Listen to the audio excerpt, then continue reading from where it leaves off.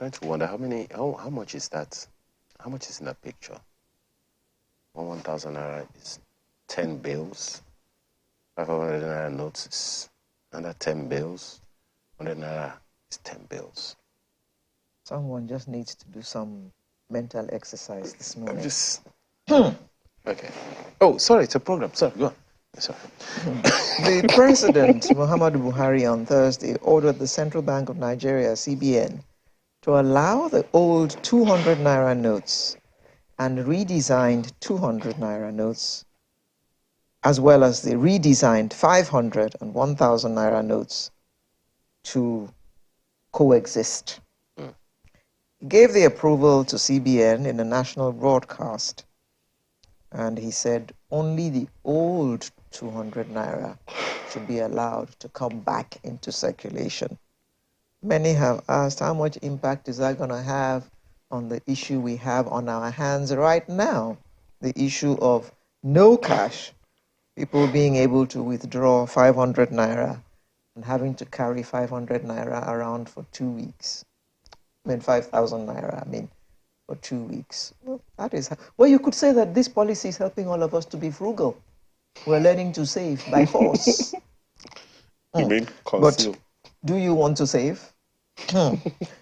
Well, to look at this policy with us this morning in the light of the Supreme Court judgment and the President's speech, which seemed to actually disregard what the Supreme Court said, we have with us in the studio a senior advocate of Nigeria, Mr. Yinka Olumide Fusika. Good morning. Good morning. Thanks for inviting me. He has been very quiet lately. I wonder what's going on with him. Well, I'm not sure he's quiet in the courts. We'll talk about that later. We also have joining us via Zoom Professor Bongo Adi, Professor of Economy, Lagos Business School. Good morning, Prof. Good morning. Good morning. Thank you for having me. It's been a long time. Thank you for joining us. Let me start with you, Professor. How disruptive has this whole policy been, do you think? Well, I think the fact is out there for everyone to see. It has disrupted the system, caused so much anxiety, and is beginning to boil over. I do not know how long this is going to last.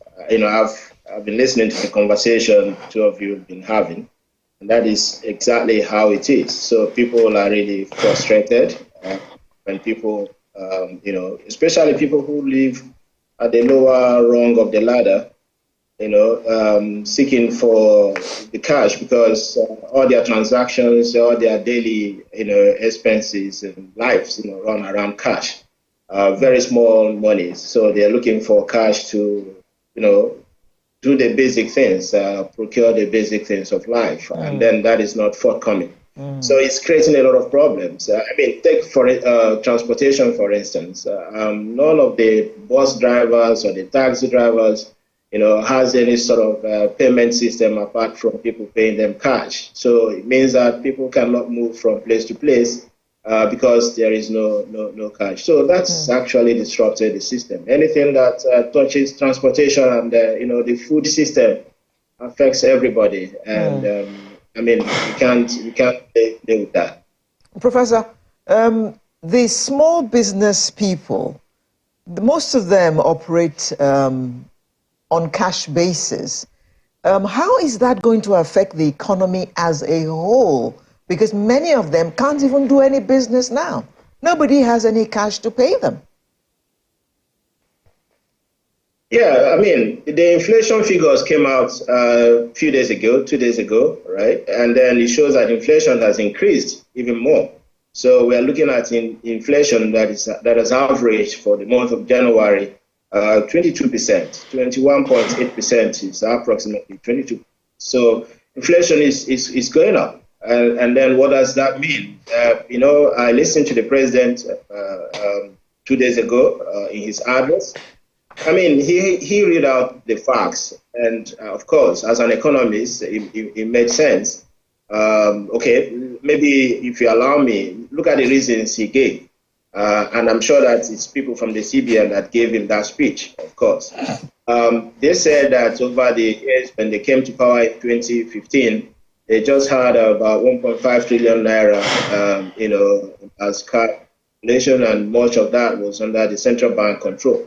But then, as at the end of last year, it has increased to about 3 point something trillion.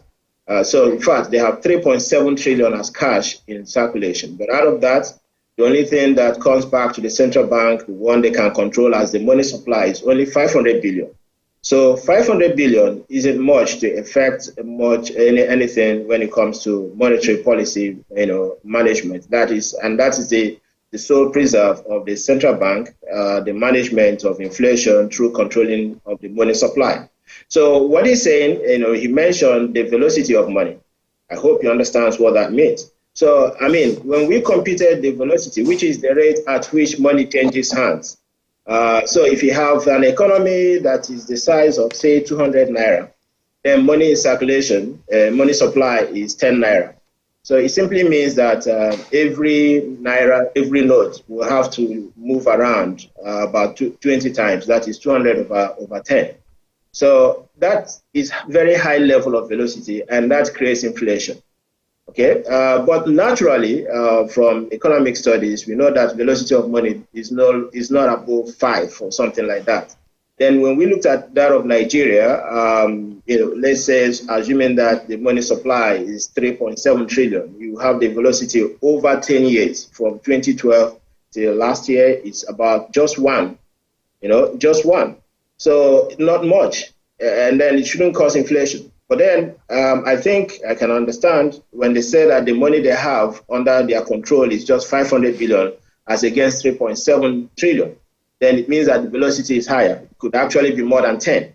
So that makes their argument, okay, we can take them seriously that velocity of money is high and it's causing inflation, and then they needed to find a way to bring back all those monies into the central bank system. Okay. But then the approach that they have adopted, is that the best? One of my colleagues talking about this, who is also a lawyer, said that it's something akin to the president burning a rare forest simply because he wants to catch one big rat. So, well, I don't know what this big rat is or who the big rat is, and I don't know if this big rat justifies the burning of this rare forest.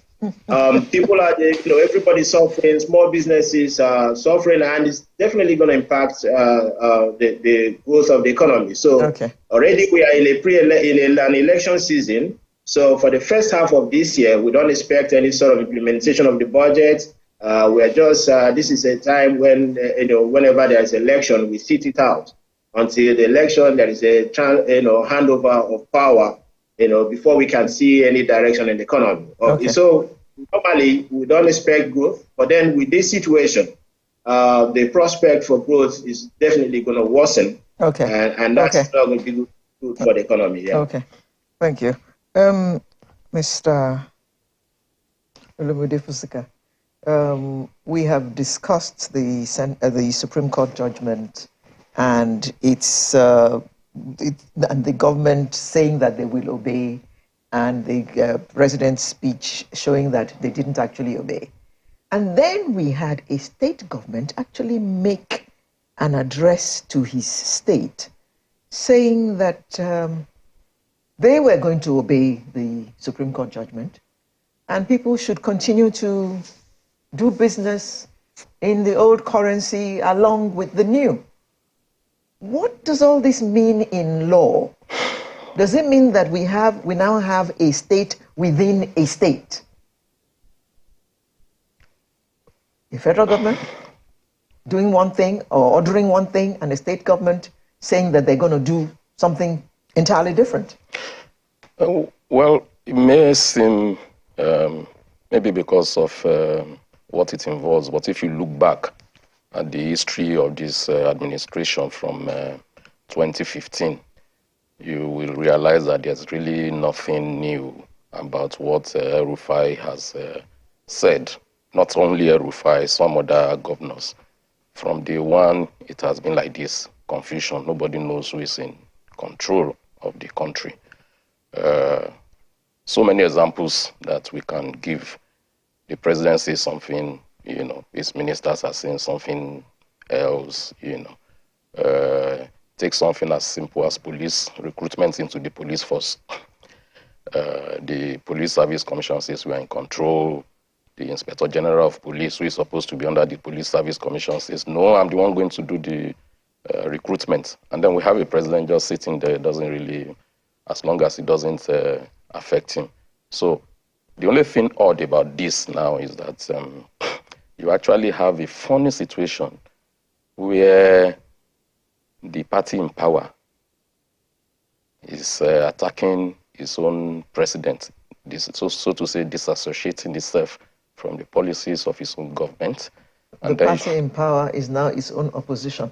Thank you. And then you have those in opposition actually now canvassing for the party, for the president in power. What that tells us is that this is all political.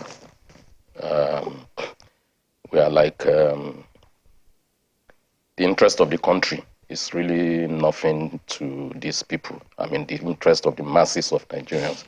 It's unfortunate that because of the effect of this policy on the average Nigerian, politicians are coming in to try and take advantage.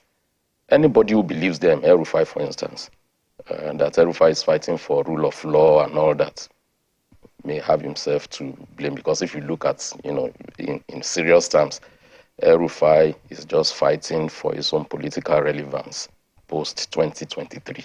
That's all what it is all about. And I've seen, if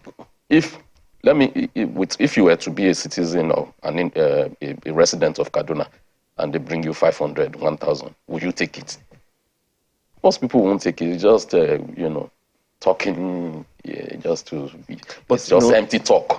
Speak to the issues. I mean, the dynamics of each individual is definitely not in doubt here. Yes. But let's speak to the issues raised. The governor of Kaduna State predicated his position on the Supreme Court ruling and the fact that at the end of the day, the money is never really going to be lost. People will get value for their money at whatever time they eventually take it to the CBN. But speak to the issues that he raised there, in that people are having challenges.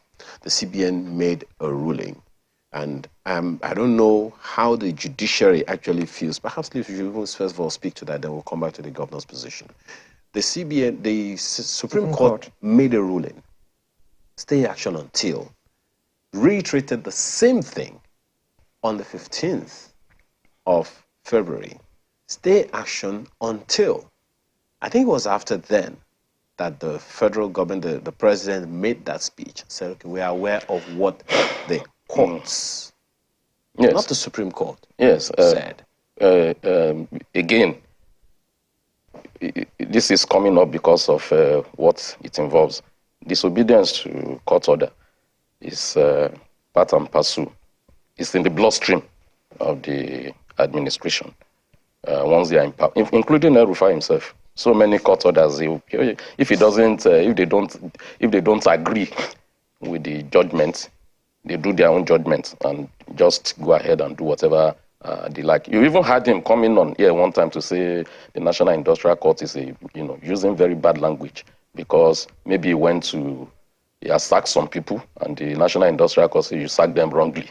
And he feels, why should you say that? And he was canvassing for the whole institution of the National Industrial Court to be, condemning the entire institution simply because of that.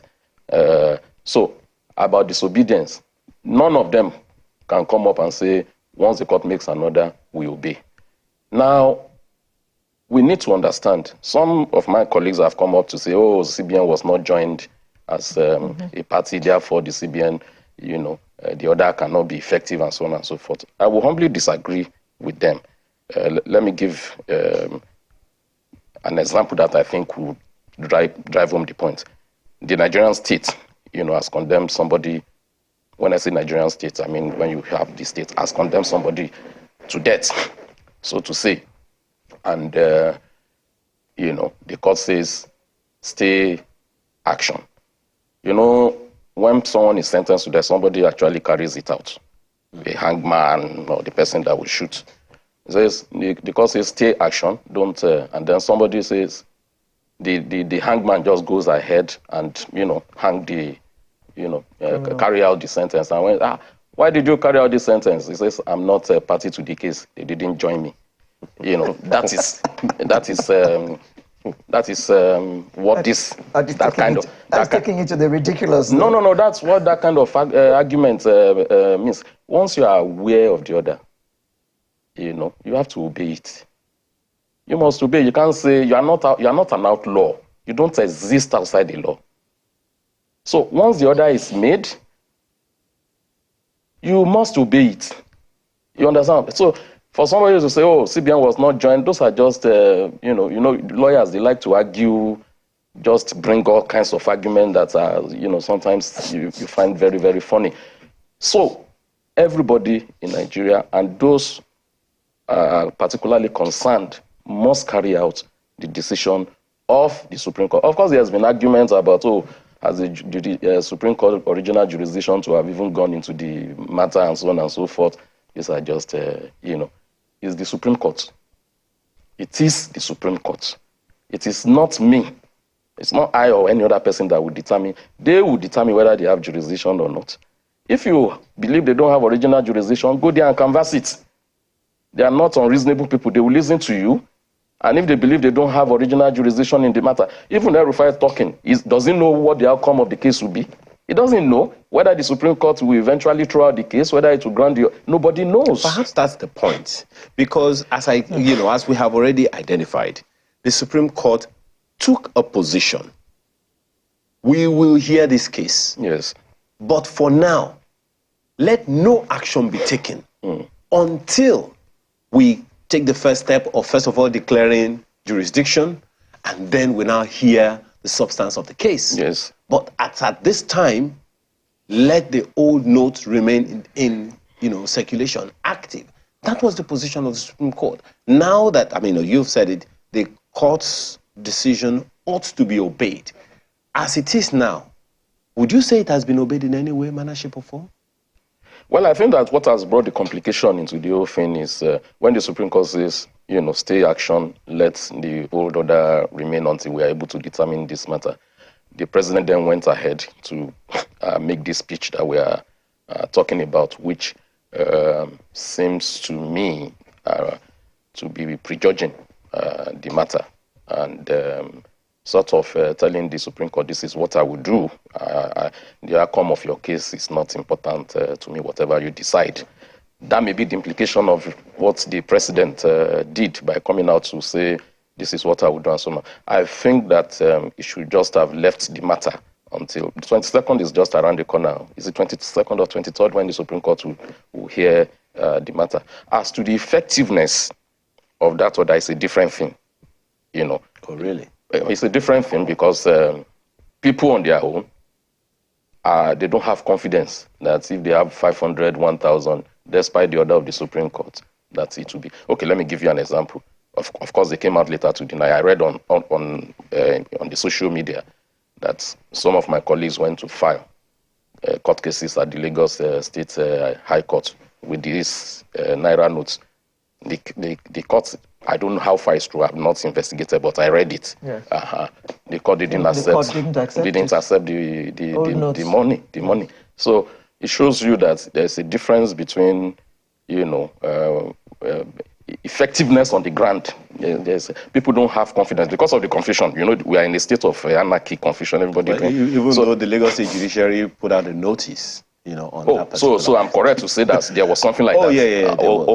Okay. So that shows you that functionaries of the Lagos State government didn't know, were not ready to obey the decision of Lagos State government until the Lagos State government now put out a notice to say you must obey. That shows the level of confidence. This thing is about confidence. You understand? Confidence of the people in, okay, if I keep this money, would I be able to... Which now goes back to the issue that I wanted us to raise about. I'm going to come back to you, Prof, just wanted to clear this part, which brings us back to the pronouncement of the governor of The alternate Kaduna president. State. No, governor of Kaduna State. It's the alternate president. Because he's not the only one. I think the No, he actually Kano made it. State The president made the government, speech. Yes. Yeah.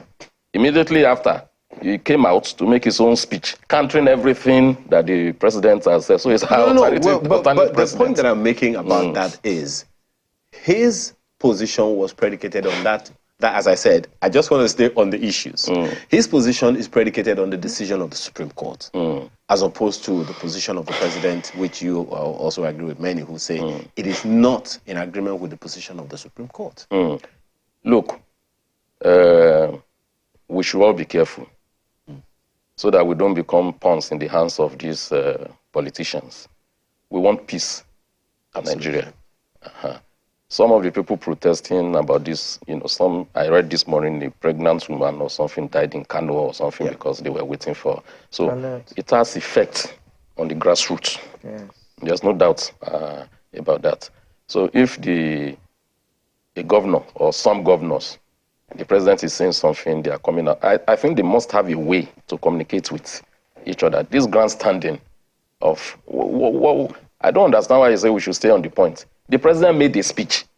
A governor came out, countering everything, attacking the president, telling us that there is a cabal somewhere and all that. There are people planning to impose interim government. The policy is against their party, and so on and so forth. It may be, don't get me wrong, but there must be a decent way of resolving this kind of issues. What could be more decent than obeying the instruction of the Supreme Court?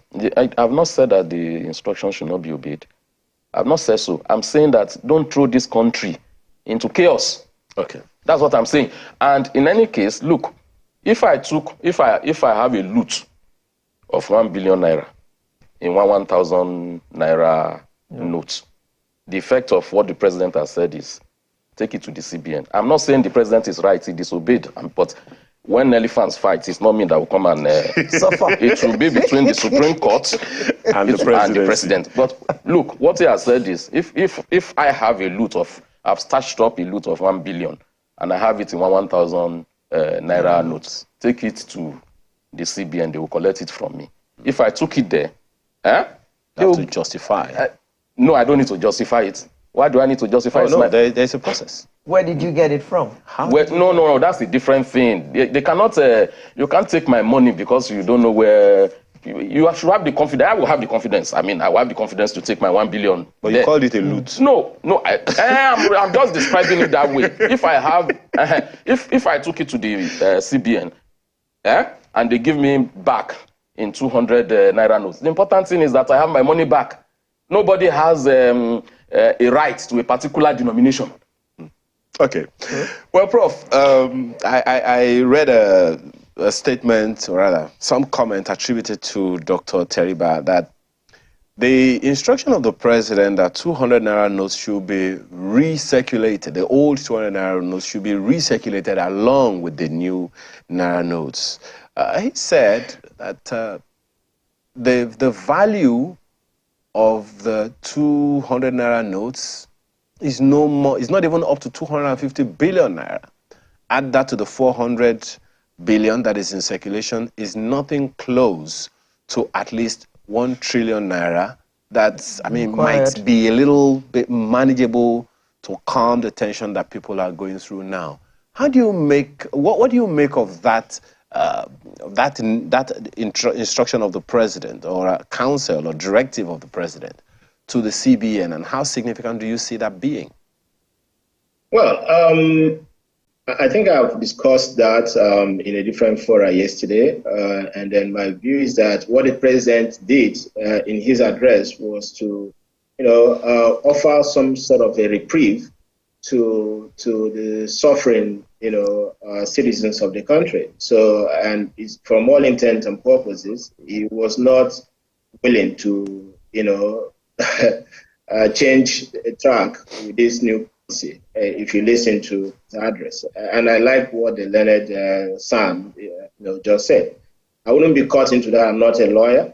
So the truth of the matter is that this is a policy that the central bank has, decided to bring on board right now in the system. When you people were discussing earlier, we were asking whether this is the right time. Why didn't they sensitize the people before rolling it out? Why didn't they start, much earlier? And perhaps they could have taken a staggered approach rather than,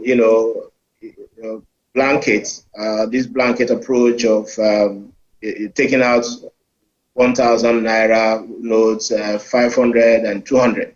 Maybe they should have started with 1,000, then after some time, 500 it shouldn't even have raised any sort of problem, because if you bring any typical note right now, you will notice that it's been produced within this Emefiele regime and signed by Emefiele as the governor, meaning that the notes that were signed by Sanusi when he was the governor a few years ago, they've all gone out of circulation, and then CBN have managed to retrieve most of that, and we don't see them. So that didn't cause any problem. But I think the issue here is that they spoke about managing inflation.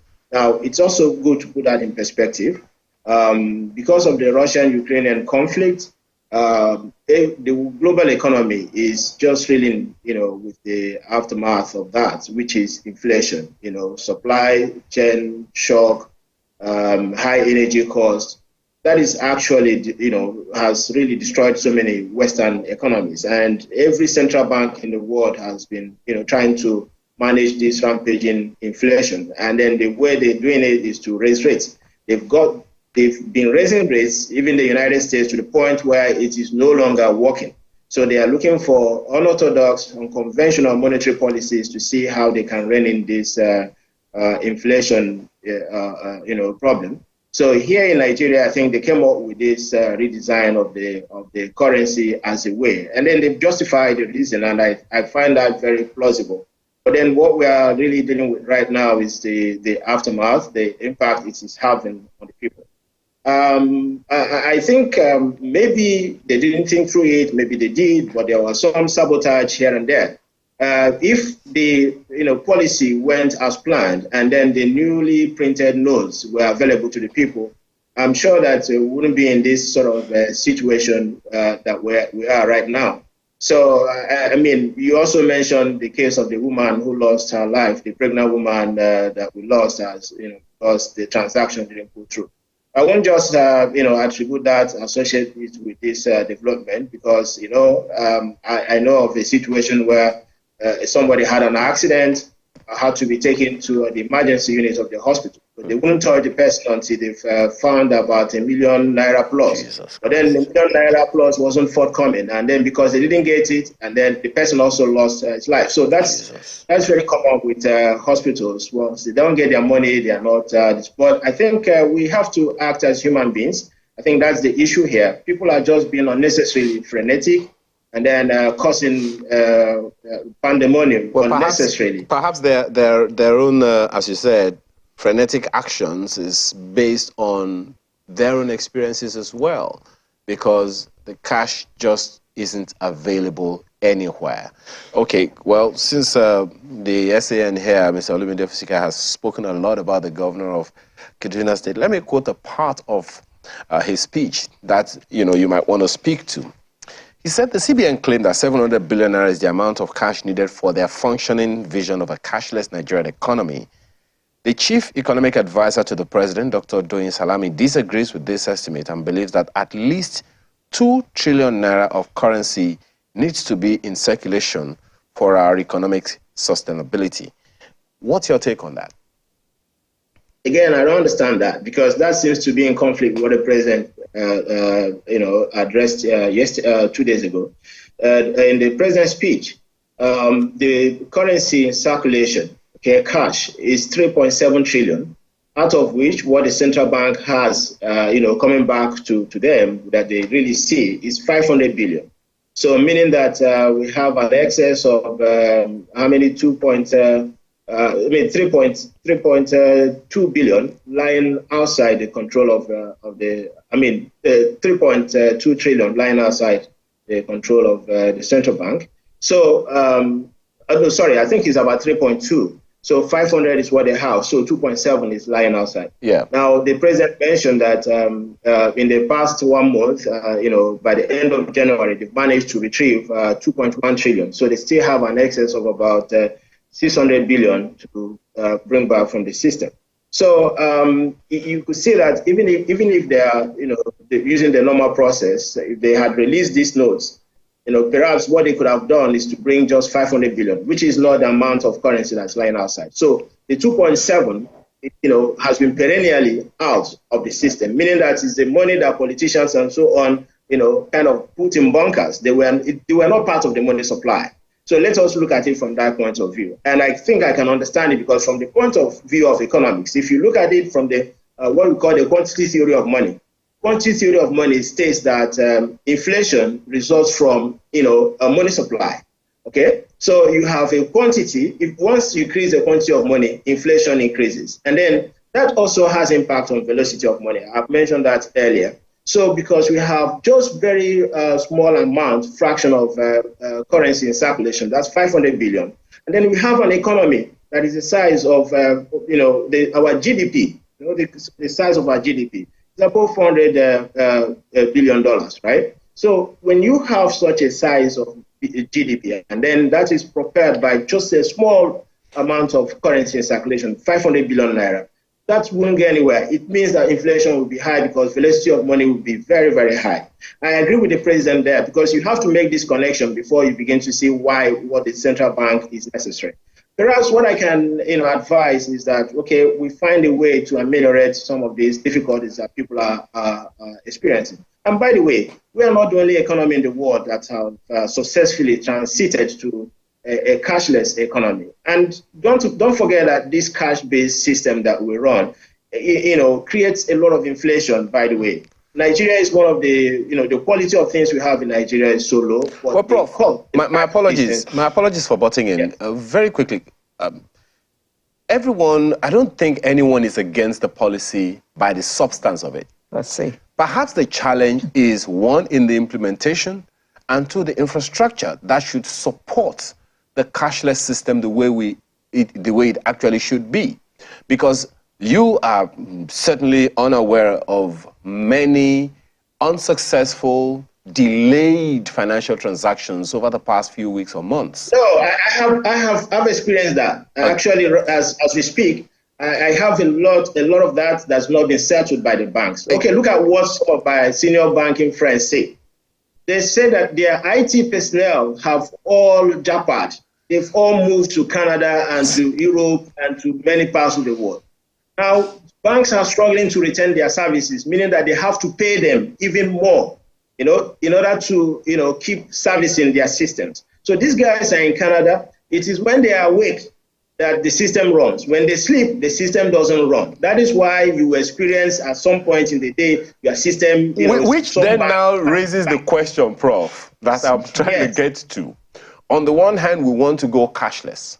On the other hand, infrastructure to support a cashless economy significantly isn't there. So, and then there, of course, is the digital education, digital knowledge of people. The question I want to just put to you, just a second, sir. The question I want to put to you is, given our peculiarity as a nation as at today, how much in cash should be liquid in the economy, not sitting in banks so that Nigerians can have this liquid, cash? As you said, most people would rather deal with cash. We are not the first people to want to go digital. I agree with you on that. A good number of people agree with it.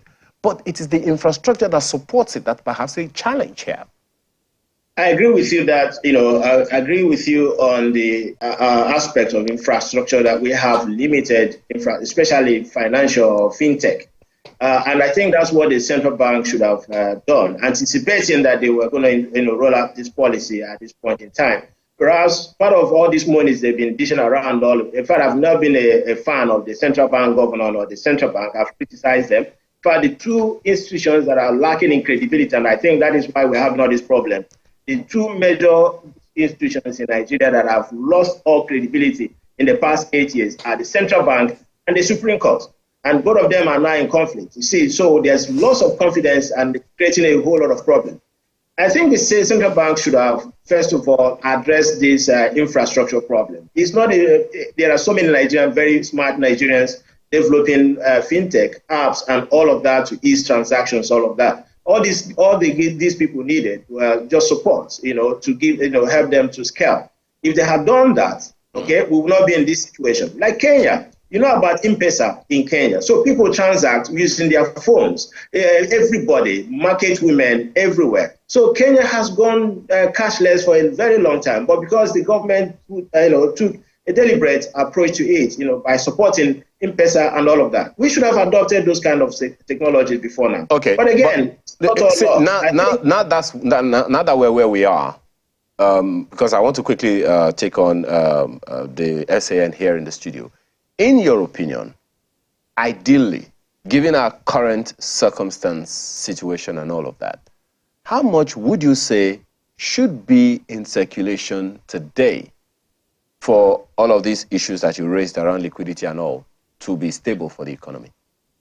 You see, we don't need to have, cash is not necessarily the notes you carry around, okay? So we have to look at it from the point of view of money supply, money in circulation. So the CBN has mentioned, they have about 3.7 trillion. So the issue here is that we want to reduce inflation and we want to maintain a stable velocity of money. So that's looking at that velocity, that should be the target. So I've shown that if we are looking at what we see as money supply, okay, money in circulation, the velocity of money is 1. So if that is the target of the CBN, so the money supply or the money in circulation should be such that we will achieve the velocity target of just 1. That is what will determine that. I don't know what that's going to be. It depends on how they're able to work it out, such that the velocity of money is just 1, so that it is possible to regulate inflation. Okay. Well, I was looking for a figure, but let me come to you, Mr. Olumide Fusika. You heard what the prof said there about the credibility of the CBN and Supreme Court being dissipated over the years. Well, I'm a lawyer, a senior advocate for that matter, so I don't want you to see it as defending my profession. But the truth of the matter is politics is divisive. And what has led to what he referred to as, reputational damage to the judiciary or to the Supreme Court is because of political cases. If you take political cases to court, because politics itself is divisive, there's no judgment that the Supreme Court will give that would not have one side applauding, another side saying condemning it. I wouldn't want to say more than that. As for the CBN, I heard what the prof said. If it's not, see, I've gone to ATM to collect money, and you see a lot of people queuing up. And I'm talking of Lagos, not the rural areas. If you Where they don't have banks anyway. If you see, perceive the amount they are collecting, very small amounts of money, 2,000, 5,000, 3,000, and so on and so forth. Don't forget that this policy we are talking about, we still have, if I'm not mistaken, 20 Naira note is not changed. 50 Naira notes, not changed. 100 Naira notes, it's not changed. And they're not available? The problem is, if you make this available through the ATMs or whatever, people will be able to collect the little amount of money they need. Yes. The trillions they are talking about, if those trillions are available to Nigerians, they won't be in this level of poverty that we are talking about. The trillions they are talking about are the money that the governors have. You heard recently, the wife, I'm not saying it is correct because, you never know with the EFCC. The wife, the cousin or whatever of one governor, I think Kogi State or something, how they were dealing in cash, huge amounts of money. That's where all these trillions are going to. The trillions are not with the Nigerian people. So let's not go into you say 200 Naira, you've released it. Are people that are fighting, struggling, fighting in the street now. Give them, if it's 10,000 they want to put it there, let them be able to. But if one of them, a former politician who has tried to, Dr. Banire recently posted something, that the reason why these politicians are shouting is because They normally keep this loot in 500 and 1,000. They don't keep it in 200 in lower denomination because it's more portable to take it. As for the CBN, I'm sure that this policy, the president may have told the CBN governor a long time ago, we are going to do this around this time. Rather than buckling down, sitting down to do the work, what he was doing was to try to become president himself. He was jumping all over the place. Just a quick one before we sign out in a few seconds now. You also heard a statement from the Supreme Court saying we can back, not bite, and that people should criticize the Supreme Court cautiously. What does that mean? What exactly what action can the CBN, the Supreme Court take? Well, if you commit contempt of court, you can be taken up. If you criticize in a manner that is, for instance, you can even criticize overboard. You can't say anything about them. But if you make insinuations that are not right, for instance, you collected money to deliver this judgment and so on, you attack the moral authority of members of the Supreme Court without justifiable reason or proof. You can be taken up on that to come and establish what you have alleged. That said, I would want to say that what we do is render service. I mean, the whole gamut of the judiciary, lawyers, judges, we render service. And when you render service, you should be open to criticism. If they criticize us, let's look at, why are they criticizing us? Can we improve? I think that would be the better reaction to it than, is this criticism justifiable? Are we not communicating properly? Do they not understand why we have done what we have done? Yeah. We are not above the society. People who consume the services we render are entitled to. And if you look at the statement that was even issued, you would think it's Lai Mohammed or any of these other political people issuing statements, threatening and so on and so forth. I think the language was also not too good. Even if you are going to respond in a, in a way that you let people understand that their belief, whatever they believe, is wrong. And this is the reason why we have. So we don't threaten people. So we'll do this and all that. Okay. That's quickly now, just before we wind up, Mr. Olumide Fosika, do you trust government's reason for this new policy? Or reasons? No, a professor has spoken about the economic effect and so on and so forth. If we are able to achieve all that would be just accidental. Yes, it wasn't the reason why the president has said it's not the reason, why he wanted the money changed. He said so several times, and I think I listened to Keyamo yesterday saying that it's maneuver, they are out-maneuvering each other. It's all about, politics. Maybe the president believes that his colleagues in this thing, he has contested twice, and he knows how they use money to put him in office. So, he now doesn't want them to use the same money to put themselves in office. So, speaking from experience. You're a senior advocate of Nigeria. If anything comes, we'll send it to you. No, but that's it. It's contested twice. I don't want to go, did you read Ayikoyama, by the way, The Beautiful One Not Yet Born? This mythical bird, Chichi Dodo. Yeah, I think that's the name. He hates feces, but he eats maggots from the. So what he does is put his bum by the side, put his beak inside the. Mr. Olumide Fosika, Senior Advocate of Nigeria. Thank you very much for coming to share your insight with us this morning. And we also had a professor of the economy who joined us from the Lagos Business School via Zoom, Professor Bongo Adi. Thank you very much for your time this morning. Thank you so much. So Sunrise will be right back with another interesting conversation. Do join us.